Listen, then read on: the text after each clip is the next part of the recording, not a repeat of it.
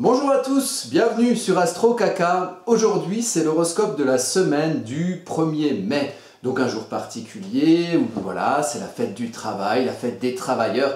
Et tout le monde va sortir en chœur, crier sa joie et son bonheur de pouvoir travailler dans un système qui profite un peu à tout le monde. Du moins, c'est ce qu'on nous en a dit. Ne serait-ce pas vrai? On ne sait pas. En tout cas, voilà, il risque d'y avoir du monde dans la rue le 1er mai pour crier sa joie et son bonheur.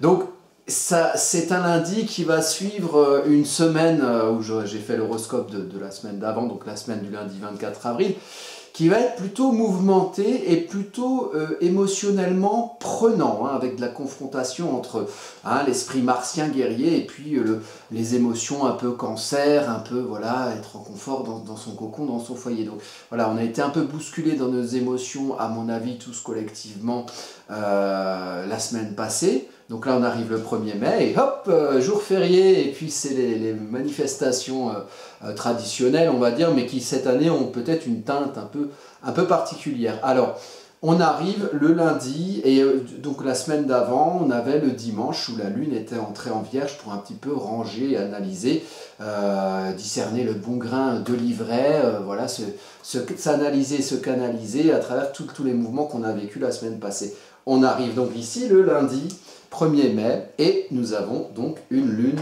dans le signe de la Vierge qui se trouve ici. Coucou la lune. Alors, donc la Vierge qui va être mise en valeur pour ce début de semaine. Donc voilà, les personnes qui ont beaucoup d'énergie vierge dans leur thème également, les soleils en vierge ou ceux qui ont voilà, un amas planétaire en vierge, un milieu du ciel, un ascendant, peut-être la lune en vierge également, moi c'est mon cas par exemple. Donc vous aurez, selon les énergies que vous avez dans le signe de la Vierge et le positionnement de la Vierge en maison dans votre thème, voilà l'esprit un petit peu d'ordonnancement, de canalisation, peut-être une idée aussi de service et de soin à l'autre, de prendre soin aussi. Ça va être un petit peu mis en avant dans le ciel du moment. Alors j'attire sur votre attention par rapport à cette carte sur deux choses. La première, c'est qu'on a ici, bon, c'est symbolique si vous voulez. Moi, j'ai pris la carte du lundi 8h, parce que pour moi, la semaine démarre le lundi à 8h. Là, vous voyez, il y a un ascendant qui est dans le signe du Gémeaux à cette heure-là. Et donc, on a une Vénus en maison 1. Vénus va être importante cette semaine, la Vénus en Gémeaux, donc les personnes qui ont du Gémeaux dans leur thème. Vénus va apporter un peu de... On va mettre en valeur, c'est des valeurs Vénus. Donc, Vénus va mettre en valeur le signe des Gémeaux, donc va mettre en valeur aussi ce côté diffusion des valeurs, diffusion de ce qu'on aime, peut-être diffusion de son bien-être, et peut-être que pour un jour de manifestation du 1er mai, entre les muguets et les manifestations, on aura peut-être à cœur de véhiculer comment on pourrait bien être en confort, voilà, être bien dans sa peau, et aussi être bien dans sa communication.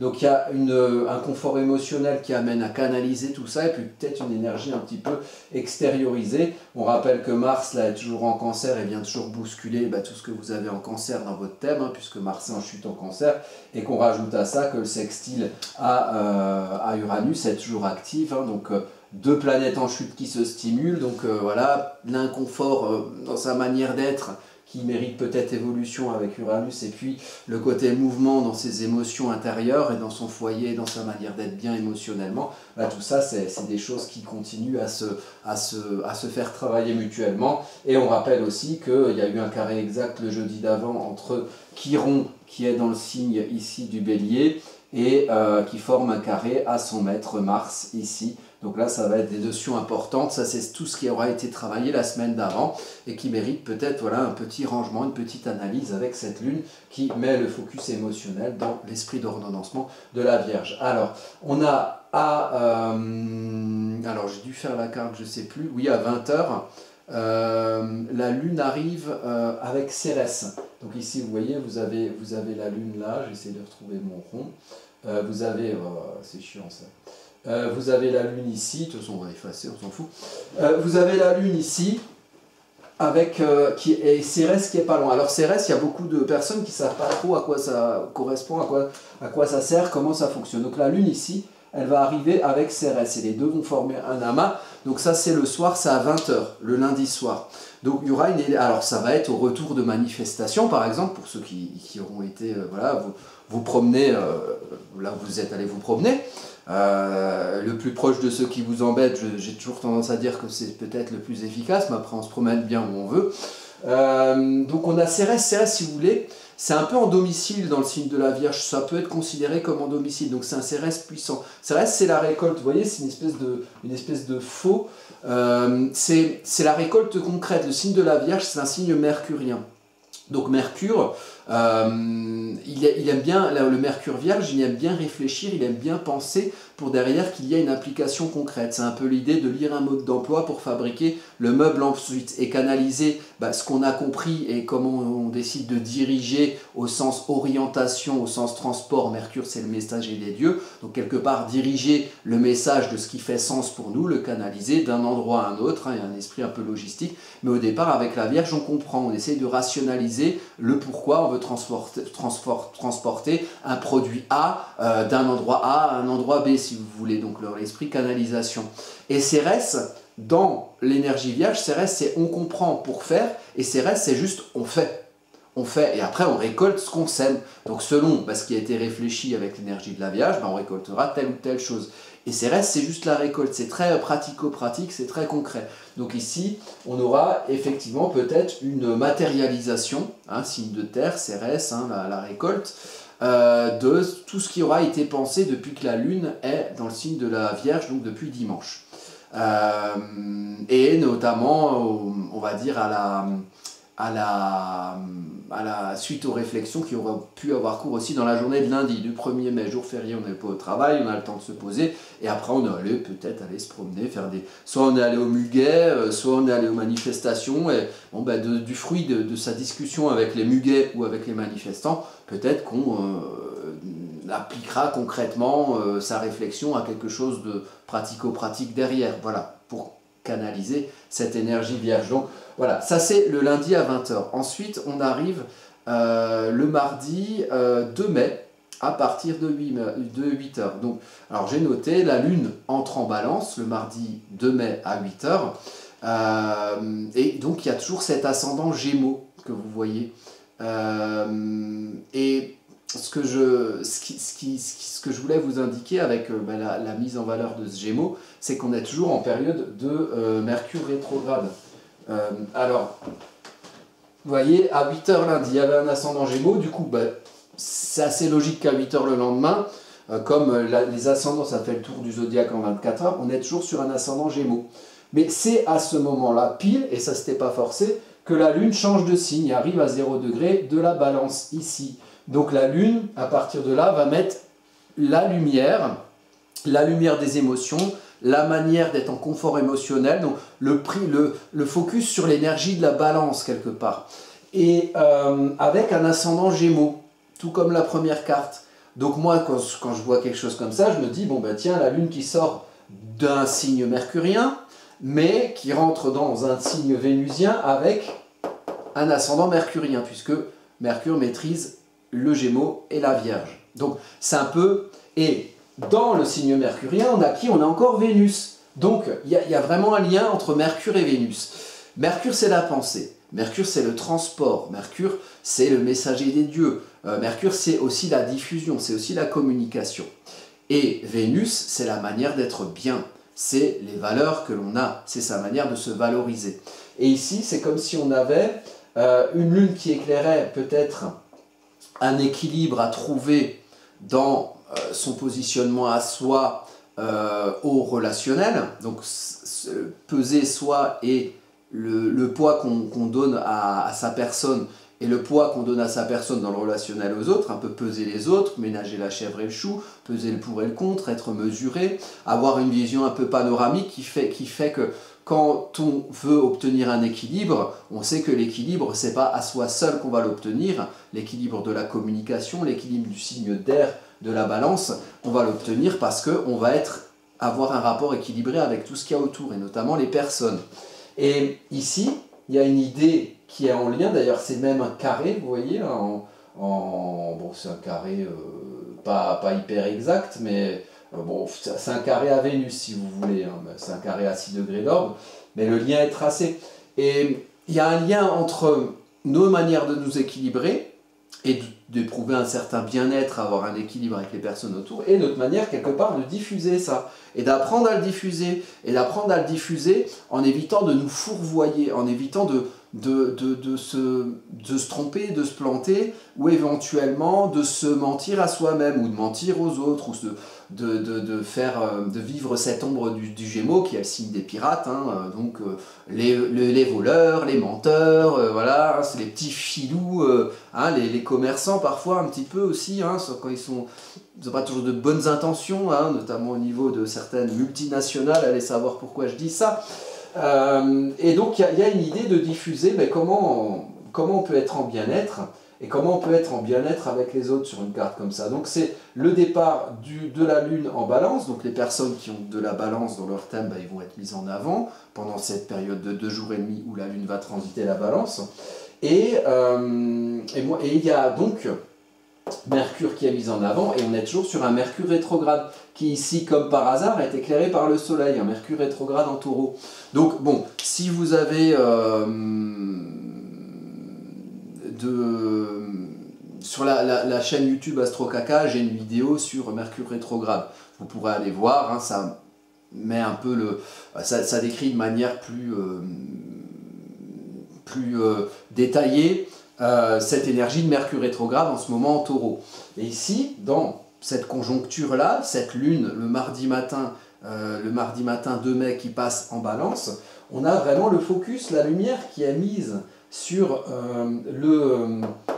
la manière de faire preuve d'une énergie d'introspection, sur peut-être comprendre déjà en soi quels sont les enjeux de l'équilibre avec les autres, comprendre déjà ça chez soi. Pourquoi on veut s'équilibrer avec les autres? Pourquoi finalement? Pour quelles raisons? On va chercher ça dans le champ du connu, dans le champ du conscient, dans le champ de l'intellectualisé. Et le Soleil met la lumière là-dessus, toujours dans un signe vénusien, donc Mercure dans un signe vénusien, Vénus dans un signe mercurien, et la Lune qui vient de partir de 2 jours et demi de transit dans un signe mercurien et qui arrive dans un signe vénusien. Donc ça fait quand même beaucoup de rapports. Donc regardez bien où vous avez Vénus dans votre thème, regardez bien où vous avez Mercure, et regardez bien ce qui se passe en Taureau et en Gémeaux, et éventuellement en Vierge aussi, mais surtout Taureau et Gémeaux. Taureau, Gémeaux et Balance. Voilà, tous ceux qui ont des planètes là, mardi matin, ça va travailler. Pour les autres aussi, mais plus particulièrement pour les personnes, je ne sais pas, les soleils en Balance, ou les soleils en Gémeaux, ou les soleils en Taureau, par exemple. D'ailleurs, les soleils en Taureau, ça va être leur anniversaire, notamment, hein, bon, pas que là, mais le 2 mai, c'est le mien. Voilà, donc je me souhaite un joyeux anniversaire. Et d'ailleurs, c'est le moment, par exemple, c'est le jour où moi je pourrais faire, et pour les gens qui sont nés le 2 mai, ou pour n'importe quel jour ça marche, vous pouvez faire votre révolution solaire, quand c'est le moment où le soleil, en transit, arrive pile sur votre soleil à vous.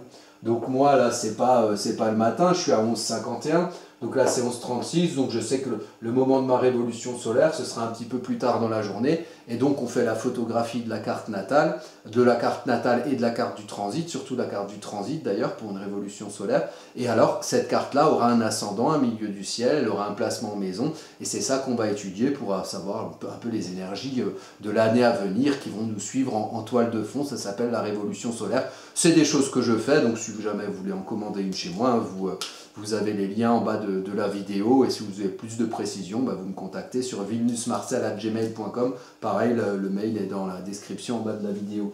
Donc voilà, on a vraiment un focus sur, peut-être après tous les mouvements de la semaine dernière, et peut-être particulièrement mardi matin, de savoir, et peut-être particulièrement au lendemain de ce 1er mai où il se sera peut-être passé des choses, on a l'idée d'aller comprendre comment trouver notre équilibre avec les autres qu'il y a autour, et comment trouver notre bien-être là-dedans, et peut-être notre bien-être personnel et aussi collectif, à travers le Taureau qui est quand même, voilà, et puis c'est dans la maison 12, c'est dans la maison 12 ici symboliquement, donc on est dans quelque chose qui concerne la vie intérieure, le bien-être intérieur, les évolutions avec Uranus du bien-être intérieur qui sont mises en lumière avec une énergie un peu d'introspection mercurienne, savoir comment faire pour équilibrer son bien-être par rapport aux autres, peut-être vivre mieux. On est dans quelque chose de très vénusien, mais du vénusien qui demande à être compris, hein, par le prisme du mental, parce que Vénus c'est les sensations et Mercure c'est la réflexion. Donc on continue notre petit cheminement à travers la semaine, donc là on est mardi à 8h. Donc la Lune transite en Balance, jusqu'à 16h32 jeudi. Donc là, cette énergie lune en balance, on va la vivre jusqu'à jeudi 16h32. Bon, à peu près, hein, voilà, on n'est pas aux pièces, on n'est pas une vache près, hein, c'est à vue de pied. Bon, quoique cela dit, l'heure est exacte, c'est 16h32. Après, on rentre dans une lune en scorpion, et là, ça va être particulier, je vais vous expliquer pourquoi.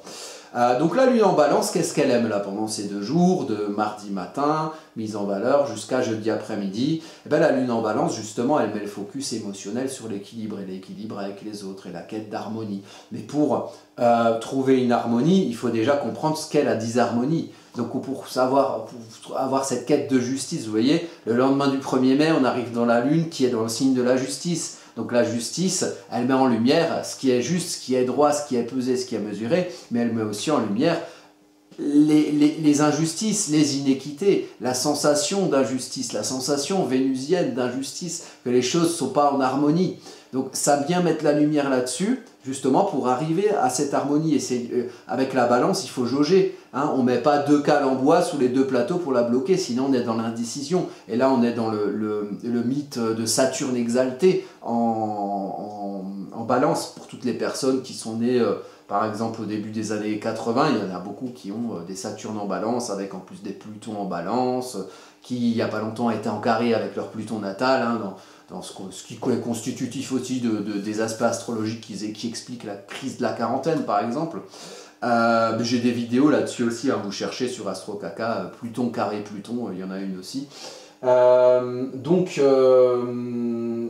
avez la lune là, de mardi matin à jeudi après-midi, hein, qui va mettre en lumière ça. Et puis essayer de mettre la lumière sur cet équilibrage et peut-être mettre la lumière dans votre thème sur les planètes que vous avez en balance, pour ceux qui sont balance. Et alors les copains de la balance, c'est les planètes qui vont être en Verseau et les planètes qui vont être en Gémeaux. Et puis si vous avez des planètes en Capricorne, par exemple, ça va plutôt être en carré, en Capricorne, et puis aussi en Cancer. Voilà. Et là, la Lune, à un moment donné, d'ici certainement mercredi, elle va faire un carré à Mars en Cancer qui bouscule dans le foyer, qui bouscule dans les émotions. Et la Lune maîtrise Mars. Donc du coup, la journée de mercredi, voilà, il peut y avoir quelque chose qui peut être aussi un peu confrontant, un petit rappel de la semaine d'avant, voilà, où Mars en Cancer était bien mis en avant, qui peut se passer mercredi dans la journée. Si en plus vous avez des planètes en balance, milieu du signe de la balance ou milieu du signe du Cancer, là ça peut les mettre un peu en avant, avec une envie de mouvement, et puis aussi quelque chose d'un petit peu bousculé. Donc jeudi après-midi, la Lune entre en Scorpion, et donc la Lune en Scorpion, elle va être en chute. C'est le signe où elle est en chute, la Lune en Scorpion. Ça en fait des planètes en chute, quand même. Il y a, alors ça, cette carte-là, c'est la pleine Lune du lendemain, du vendredi 5 mai.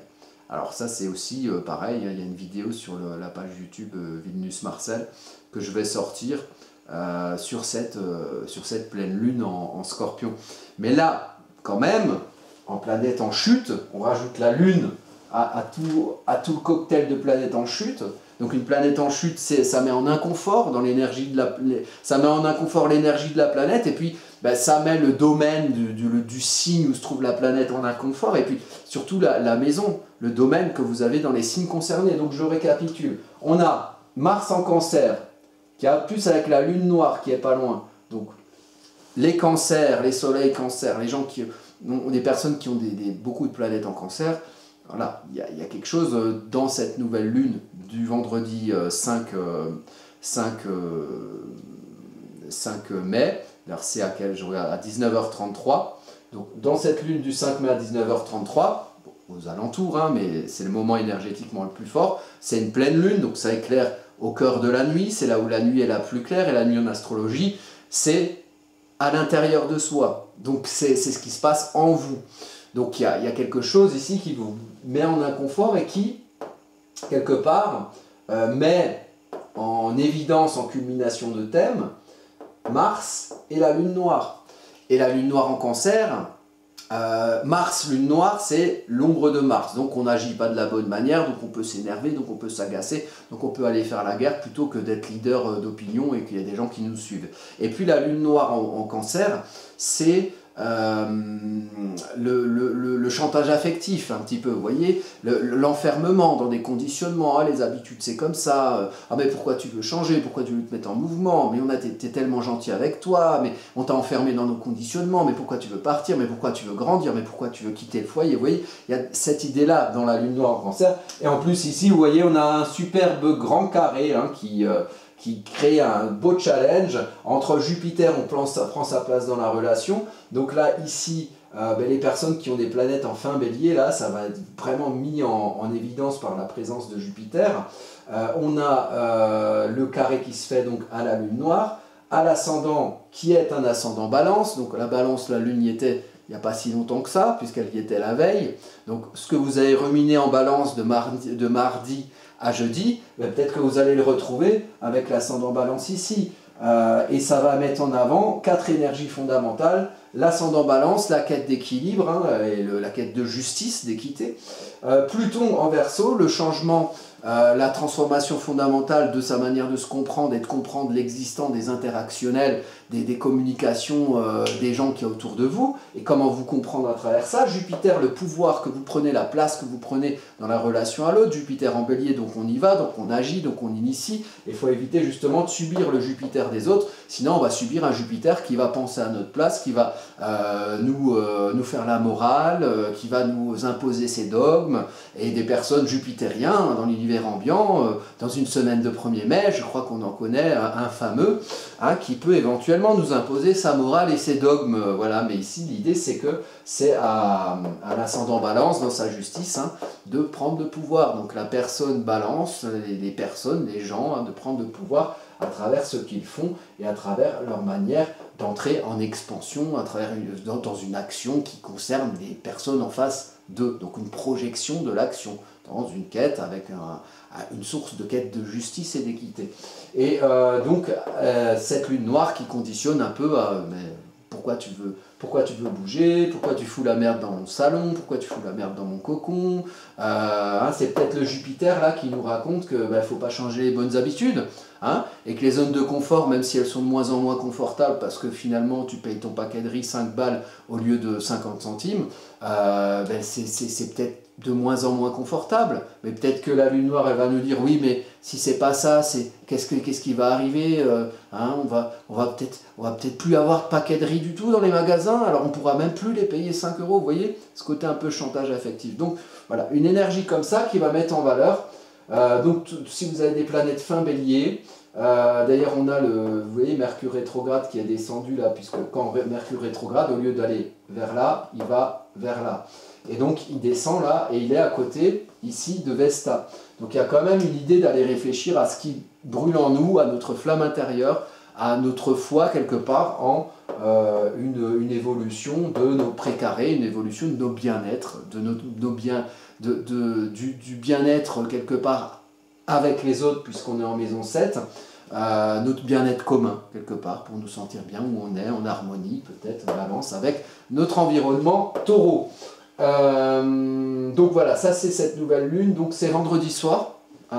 Vendredi soir, c'est quand même une petite période un peu foisonnante, il y a des gens qui sortent, on voit des amis, c'est le week-end, voilà, et là on sera dans une énergie un peu un grand carré avec une lune en chute en Scorpion. Donc une lune en chute en Scorpion, c'est quand même une lune qui est bousculée. C'est une lune, au lieu d'être dans un salon confortable, elle est au fond d'un puits avec de l'humidité, et elle est là, en même temps elle est en confort dans le fait d'aller creuser en soi, d'aller chercher une vérité profonde qui nous anime quelque part, et qui nous anime personnellement en plus, parce qu'on a une lune noire en maison 1. Et alors toutes les planètes en chute, on a Mars, c'est pas confortable, on a Mars en chute en Cancer, on a la Lune en chute en Scorpion, on a Uranus en chute en Taureau, ça fait du monde. Et puis on a aussi Mercure qui est rétrograde et qui demande à réfléchir un petit peu avant de tourner sa langue cette fois dans sa bouche avant de parler. Voilà, donc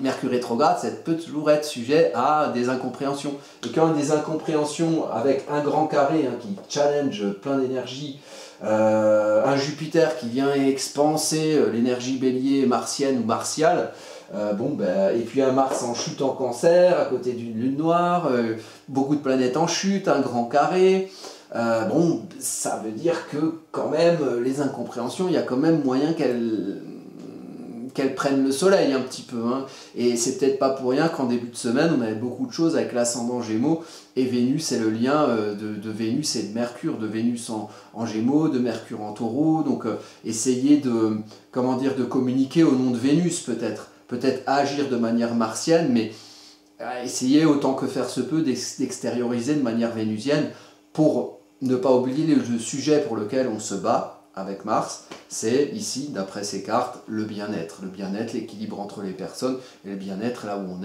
est posé, là où on est ancré. Donc ça c'est la pleine lune donc de vendredi soir, et puis alors dimanche soir, donc on aura le Scorpion, la lune en Scorpion, jusqu'à dimanche soir. Et dimanche soir à 22 h, la lune rentre dans le signe du Sagittaire. Et avant dans la soirée, et c'est là que c'est intéressant, c'est pour ça que j'ai fait la dernière carte, c'est la lune donc, qui est toujours du coup avant 22 h, ça c'est la carte à 22 h. Donc vous avez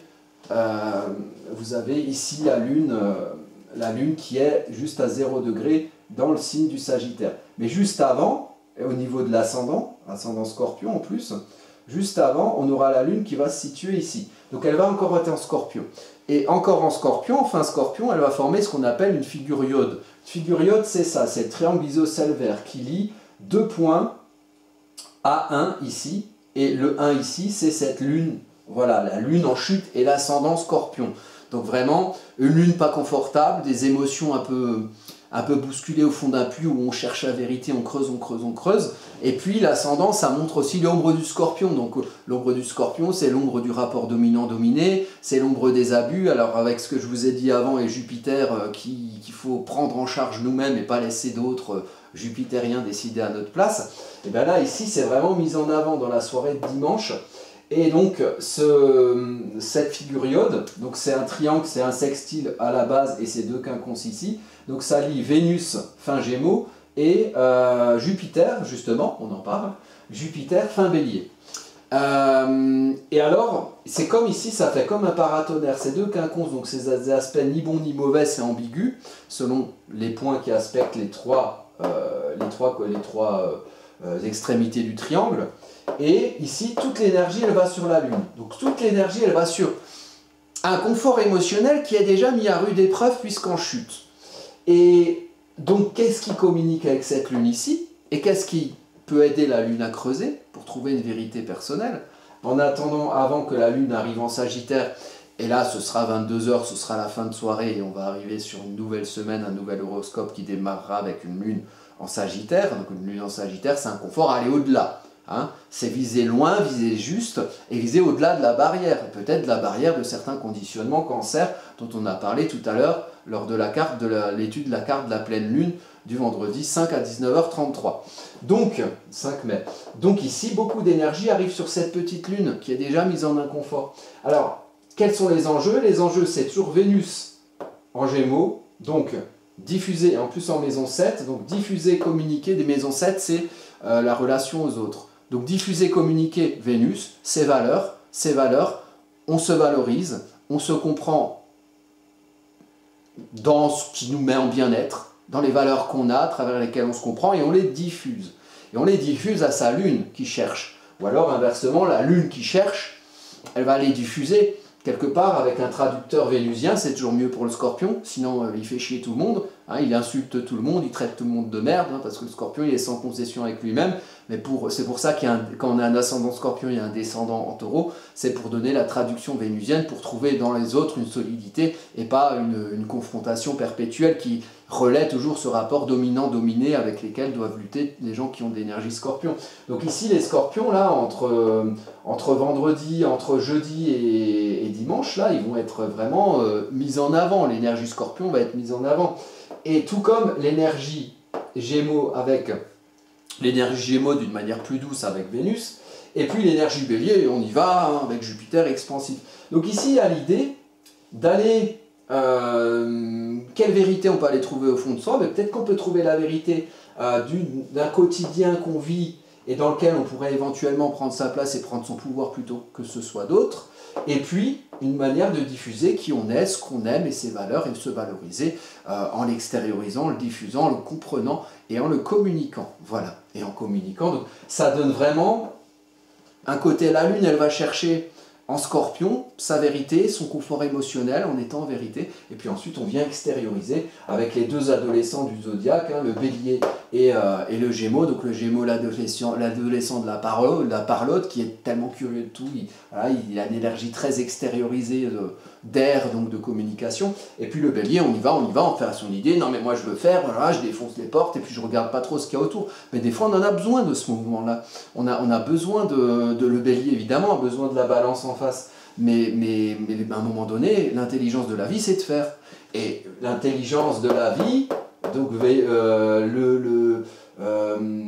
l'intelligence Gémeaux, le mental, l'intelligence de la vie, c'est peut-être de pouvoir diffuser qui on est et de pouvoir diffuser ses valeurs et de pouvoir diffuser sa volonté de bien-être avec les autres en prenant le pouvoir sur son quotidien, en agissant et en faisant des choses factuellement. Vous voyez, on fait, on est, on impulse. Et ça peut aider peut-être à creuser au niveau de dans quelle vérité émotionnelle on peut éventuellement se trouver, nous, par rapport à une situation qui est autour de nous. Et puis derrière, en fin de soirée, on aura peut-être envie d'aller, d'abord on allait creuser au fond, puis ensuite on aura peut-être envie d'aller au-delà de certaines barrières ou de certains conditionnements. Donc voilà, alors pour les petits conseils vidéo, donc j'ai parlé de pas mal de vidéos que j'ai faites sur le sujet.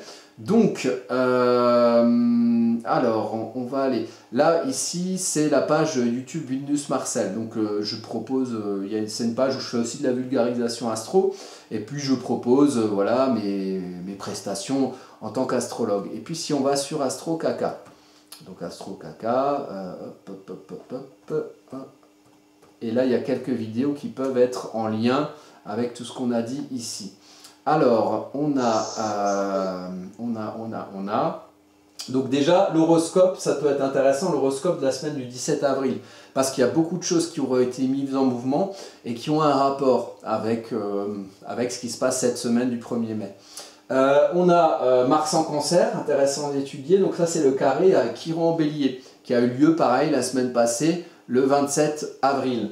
Ensuite, on a aussi le 29 avril, et puis le Mars en Cancer en général, sur cette vidéo, et puis le transit, le sextile exact avec Uranus, Mars-Uranus, hein, c'est toujours un petit peu des périodes d'accident. D'ailleurs, les deux ensemble, ça peut générer des choses, un peu des brutalités soudaines, donc on peut dire des accidents, c'est plus sur un carré, Mars-Uranus, mais enfin un sextile, il faut quand même faire attention. C'est justement un jour où je prends la route, donc c'est formidable. Et voilà, à un moment donné, donc ça veut dire qu'il faut faire attention, hein, sinon on ne s'arrête pas de vivre parce qu'il y a des transits astrologiques, mais voilà, il faut mettre le focus sur les dangers éventuels et des aspects Uranus-Mars, il y a effectivement des dangers éventuels au niveau voilà, de ce qui bouge aussi Uranus, donc ça peut être aussi les transports. Voilà, et puis voilà, cette vidéo-là, Mercure rétrograde, donc c'est du 21 avril jusqu'au 15 mai, donc ça concerne cette semaine, et d'autant plus avec la valorisation en début de semaine, de lundi, mardi, mercredi, la valorisation du rapport Vénus-Mercure, donc du rapport entre les signes des taureaux, des gémeaux, par la présence de Mercure rétrograde en signe des taureaux, et par la présence du maître du taureau, Vénus, en signe des gémeaux, et Gémeaux étant un signe mercurien. Donc il y a vraiment un lien entre les deux. Et le lien entre le taureau et le gémeaux, c'est que le taureau, on est dans son précaré, on broute son herbe, on cherche la tranquillité, on cherche à ce qu'on nous foute la paix, on cherche à être bien, et un bien-être matériel. Et puis le gémeaux derrière, c'est ok, on a fait son précaré, on s'est ancré, on s'est posé, on a amassé, et puis qu'est-ce qu'il y a autour? Qu'est-ce qu'il y a autour de nous? Est-ce qu'il y a d'autres taureaux qui font d'autres précarés? Dans ce cas-là, on communique, on discute, on échange, et là c'est tous les taureaux qui communiquent avec leurs précarés, et là ça devient gémeaux, et donc on va vers l'autre et on extériorise et on communique. Et d'ailleurs, justement, ce rapport du gémeaux qui suit le taureau, ça peut se faire aussi avec la lune qui rentre dans le signe de la balance, donc à partir de mardi. C'est ça, hein, c'est mardi je crois. Je ne vais pas vous dire des conneries, alors je vérifie. Alors oui, c'est la lune en vierge, à partir de 8h le mardi, jusque jeudi après-midi. Donc là, ça met, si vous voulez, ça fait un peu le lien entre le taureau et le gémeaux, parce que la balance c'est un signe d'air, donc de relation aux autres aussi, comme le gémeaux, mais c'est un signe vénusien. Donc c'est peut-être le taureau, en allant voir les autres taureaux autour, comment ils sont bien, que peut-être en commun, ils peuvent trouver un équilibre entre eux. Voilà, un équilibre entre tous les petits taureaux qui font leur précaré parce qu'ils ont communiqué en gémeaux, et ensuite ils vont trouver un moyen d'être bien peut-être derrière tous ensemble, ou au moins du rapport de l'un à l'autre avec la balance. Voilà. Bon, écoutez, je vous remercie pour votre attention. Si vous avez des questions, n'hésitez pas sur les commentaires, et puis si vous voulez voir les vidéos qui sont en lien à ça, et les choses un peu plus précises sur Mars en Cancer, sur la communication entre planètes en chute, Mars et Uranus actuelle, ou sur Mercure rétrograde, vous pouvez aller voir sur la chaîne Astro Kaka. Je mettrai peut-être les liens vidéo dans le descriptif en bas de la vidéo, et puis si vous souhaitez aller plus loin dans l'étude de votre thème natal à vous, voilà, et puis sachant que là, cette semaine, les seront concernés particulièrement ceux qui ont beaucoup de planètes en Gémeaux, en Taureau, en Gémeaux, en Balance et en Scorpion, voilà. Puis en Vierge aussi pour la journée du lundi. Donc voilà, il y a toutes les descriptions en bas, donc si vous voulez faire appel à mes services pour avoir un point de vue et une étude plus ciblée sur votre personne et sur votre astrologie, je reste évidemment à votre disposition, et je vous remercie. On se retrouve la semaine prochaine pour un prochain horoscope.